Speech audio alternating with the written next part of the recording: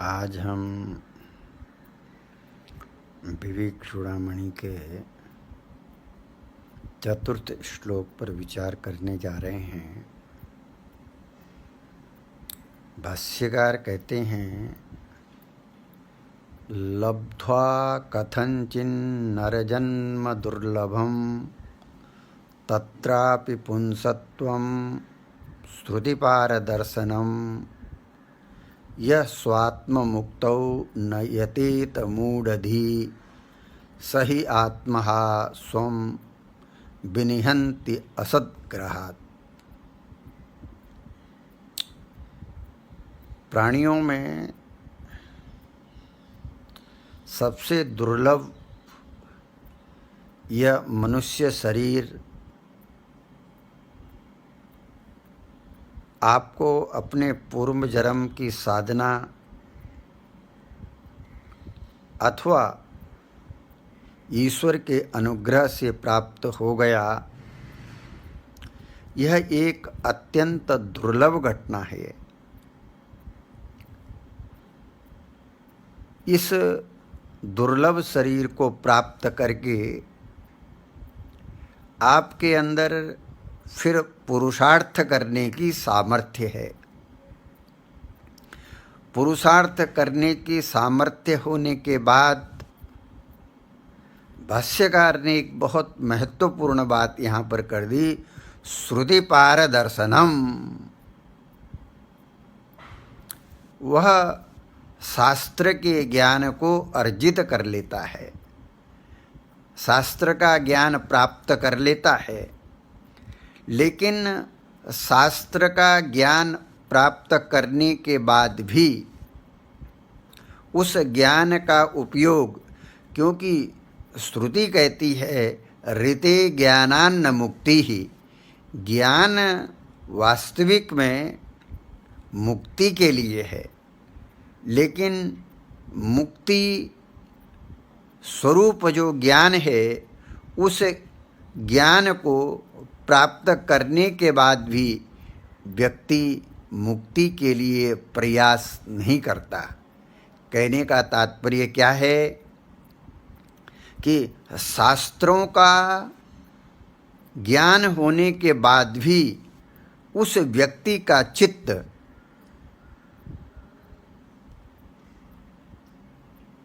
अर्थ के प्रति,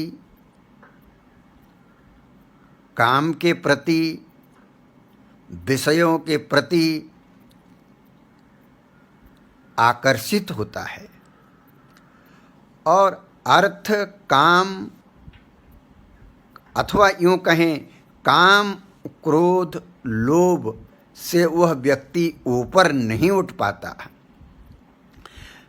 और जब तक यह चित्त काम, क्रोध, लोभ से ऊपर नहीं उठेगा, वह भाष्यकार कह रहे हैं श्रुति पारदर्शनम, उसको बहुत अच्छी तरह से शास्त्र का ज्ञान है।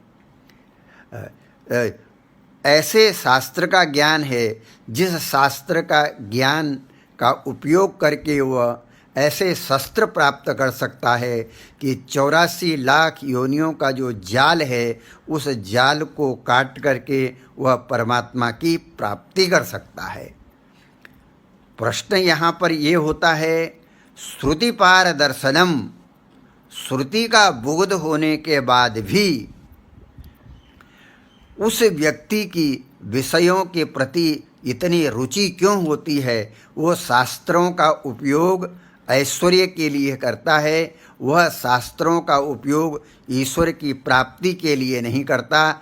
इसका एक बहुत महत्वपूर्ण कारण है कि उस व्यक्ति का चित्त शुद्ध नहीं होता।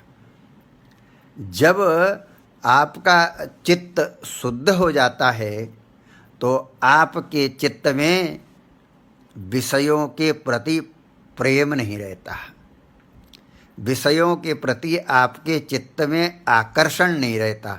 यही परीक्षा है।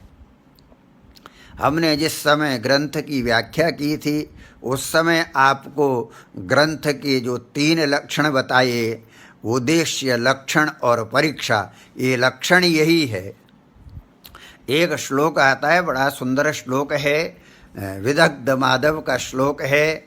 उसमें बड़ी सुंदर बात नारद जी महाराज कह रहे हैं, प्रत्याहृत मुनिक्षणं विषयतो यस्मिन् दित्सते बालेयं विषयेषु दित्सते ततः प्रत्याहृतम् अरन्ति मनः यस्य स्फूर्तिलवाय हृतहृदये योगी समुत्कण्ठते मुग्धेयं किल तस्य पश्य हृदयान्निष्क्रान्तम् आकांक्षति।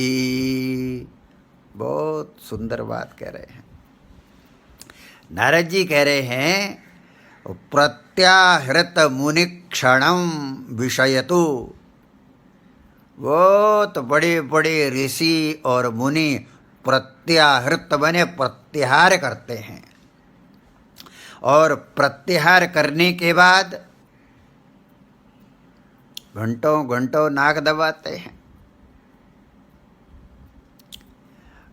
ध्यानाभ्यास वशीकृतेन मनसा, ध्यान और ध्यान के अभ्यास से अपने मन को कुछ काल के लिए वश में करते हैं।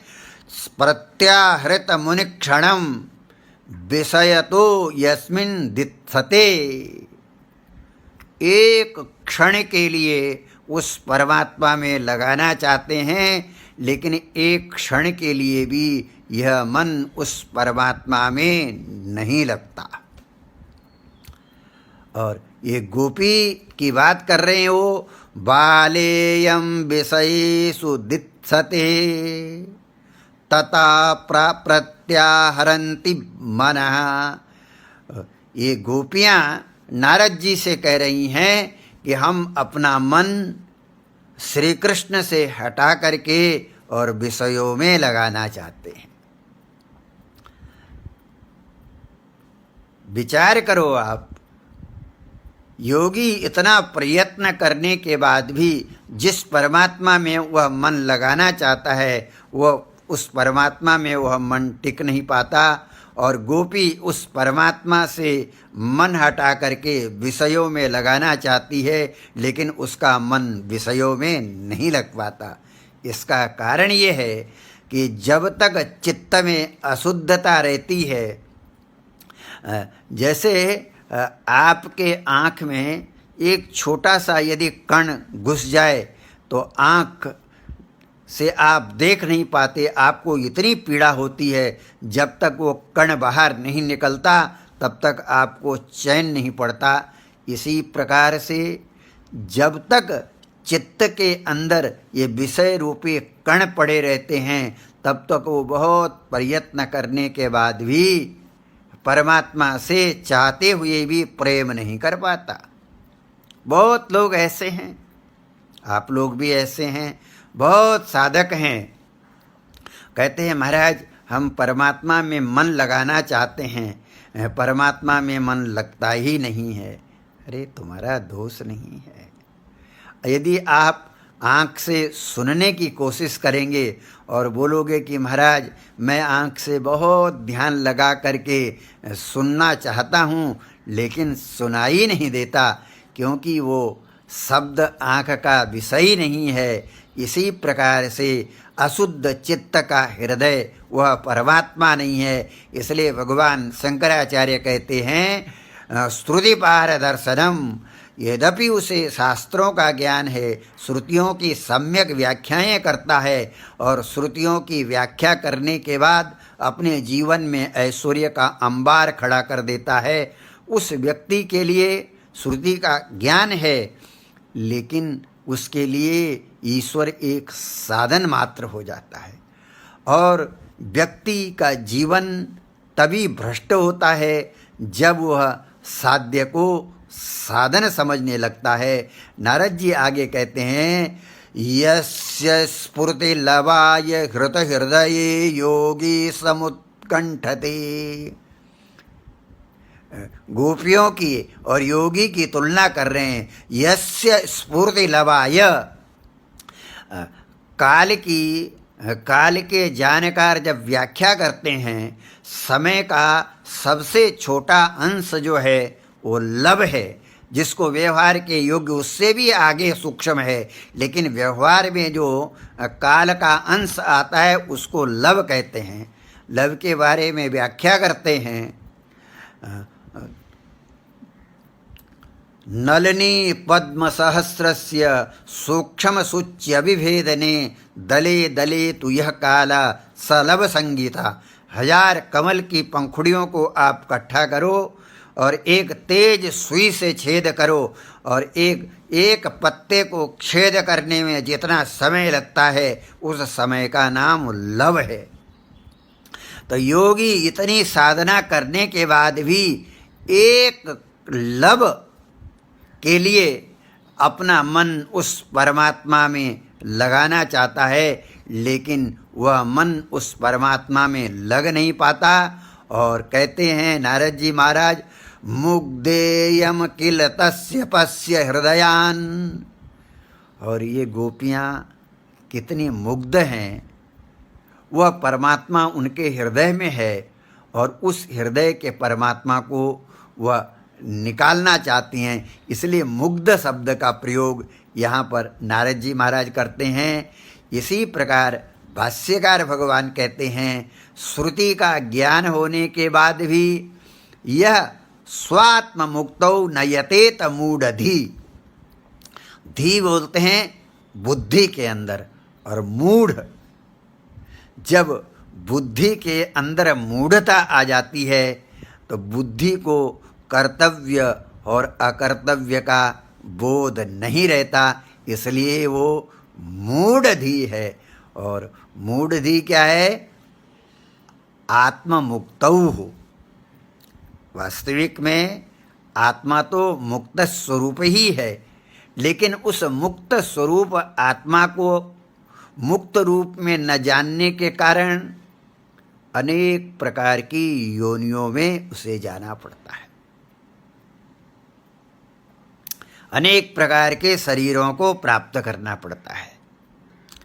और यदि जिस शरीर में बैठ कर के आप कृष्णोहम अहम ब्रह्मास्मि, जैसे गोपियों ने कहा कि पूतना को हमने मारा, तो गोपियों ने अपना गोपी भाव समाप्त करके अपने अंदर कृष्ण भाव की उत्पत्ति कर दी।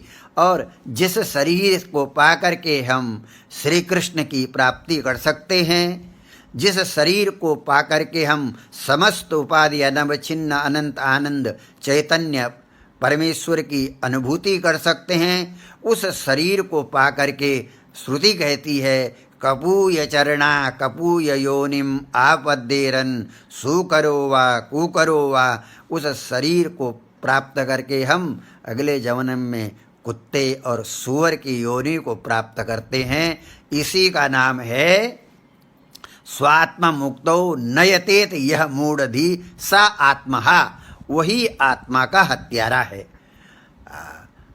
वो आत्मा का हत्यारा है। आत्मा की हत्या यही है कि इससे बड़ी, आज आप सुंदर फ्लैटों में रहते हो, एसी के अंदर बैठते हो, और अगले जन्म में सड़क का कुत्ता बनना पड़े, कोई पशु बनना पड़े, तो इससे बड़ी, इसके अलावा और आत्महत्या क्या हो सकती है? और इसका कारण क्या बताया? विनिहंति असद्ग्रहात्। क्योंकि चित्त शुद्ध न होने के कारण हमारी हमेशा असद वस्तुओं के प्रति चित्त में प्रेम बना रहता है, असत वस्तुओं का चित्त में हमेशा महत्व बना रहता है, और असद वस्तुओं के महत्व के कारण हम असद योनियों को प्राप्त करते हैं। इसलिए भाष्यकार कहते हैं कि सब कुछ होने के बाद भी मनुष्य यदि अपनी मुक्ति के लिए प्रयास नहीं करता, उससे बड़ा आत्महत्यारा कोई नहीं है। इसलिए आत्महत्यारे मत बनो, आत्मज्ञानी बनो। यदि आत्मज्ञानी आप बनते हैं तो आपके जीवन में कृतार्थता आती है। आगे के श्लोक की व्याख्या कल करेंगे। हरि ओम।